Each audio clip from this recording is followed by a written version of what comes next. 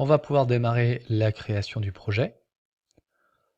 Donc une fois Revit ouvert, on constate tout de suite que notre gabarit TEB est toujours présent.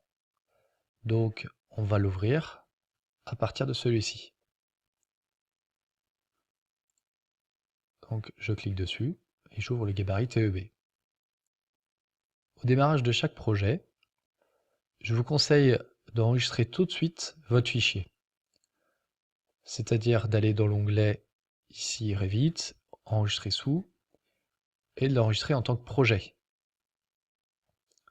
Donc là, on va le nommer vestiaire initiation.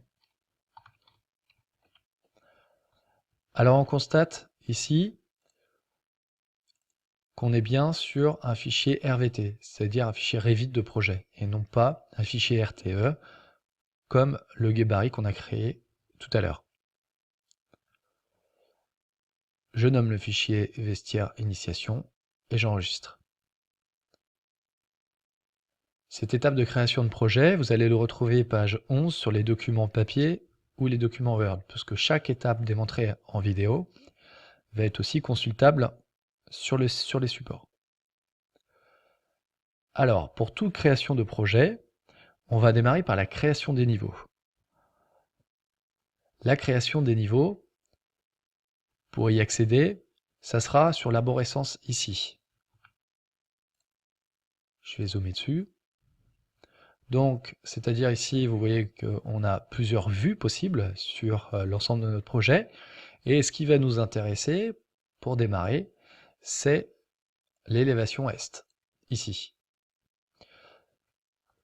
Donc, je vous invite à cliquer dessus, à double-cliquer même, pour faire apparaître, et là on le voit distinctement, les différents niveaux. Je reviens sur le plan d'étage, le niveau 0. La deuxième possibilité qu'on a, c'est de cliquer sur les petites bulles que vous voyez ici. Il y en a 4. Elles représentent en fait les 4 différentes élévations. Si je double-clique ici, je vais accéder directement à l'élévation est. Donc voilà pour le démarrage du projet. Et ce qu'on va noter ici, ce sont les données, c'est-à-dire les hauteurs des différents niveaux. Alors pour le projet, on va avoir différents niveaux à réaliser, puisque d'origine, il y a le niveau 0, qui correspondra au niveau sol fini, le niveau 1 qui est à 3 mètres, et le niveau 2 qui est à 6 mètres. Pour modifier ces niveaux, j'ai plusieurs possibilités. La première, ça va être de rentrer directement les données ici à l'intérieur. Je double-clique sur le chiffre et vous voyez que je peux modifier cette hauteur. La première hauteur qu'on va donner, c'est la hauteur du faux plafond. Elle est ici de 2,50. Et je clique gauche par exemple directement sur l'écran. Voilà. Je viens de régler le niveau ici faux plafond à 2,50. On va régler le deuxième niveau, qui lui correspondra à la race du mur, qui est à 2,70. Alors on constate tout de suite que les deux niveaux ici se chevauchent. Et ça ne permet pas une bonne lecture, en tout cas une bonne visibilité. Donc la solution, c'est de cliquer directement sur par exemple le niveau de 2,70. Vous avez, comme vous le constatez, plusieurs informations, on y reviendra. La première, c'est cette petite ici, ce petit zigzag. Si je clique dessus, je vais déplacer la cotation. En tout cas, l'information de la cotation. Et en cliquant ici sur le petit rond, j'ai la possibilité de déplacer la lecture du niveau.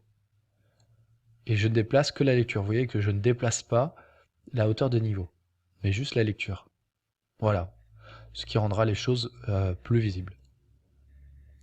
Alors, on va rajouter d'autres informations concernant ces niveaux. C'est, comme je vous le disais, ici, c'est la hauteur faux plafond. Donc, on va noter directement faux plafond. Alors, vous voyez, pour noter, j'ai juste... Alors, il me demande si je souhaite renouveler les vues, je vais mettre oui. J'ai juste à cliquer dessus, hein, c'est toujours le même principe. Hein. Je double-clique avec le clic gauche et je peux changer ou modifier l'information. Et ici, on a dit qu'on était sur l'arase des murs. Et je renote. Voilà. Alors nous allons renommer aussi le niveau 0.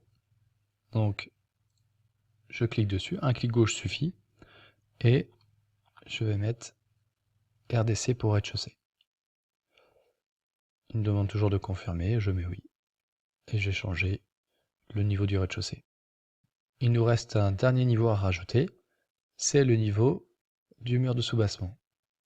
Alors pour ça, on va se rendre dans l'onglet Architecture et dans le groupe de fonctions Références. Et ici, nous avons le niveau.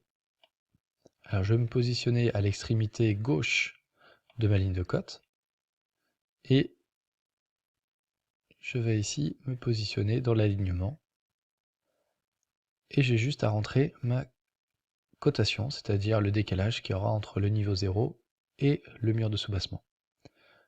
En l'occurrence, ça sera 1 mètre. Et j'appuie sur Entrée. Je viens de donner le point de départ de mon niveau. Il me reste à valider, et là je vais me rendre de l'autre côté, le dernier point. Et Entrée. Clic gauche plutôt. Voilà, je viens de réaliser ma ligne de cotation. Vous voyez qu'il y a encore des informations qui sont liées à cette cotation. Je vais faire échappe directement pour en sortir. Et encore échappe. Voilà, je viens de créer ma ligne de niveau, ma cote de niveau plutôt. Je vais juste modifier le nom de cette cotation, puisque on va la remplacer niveau 7 par mur de soubassement.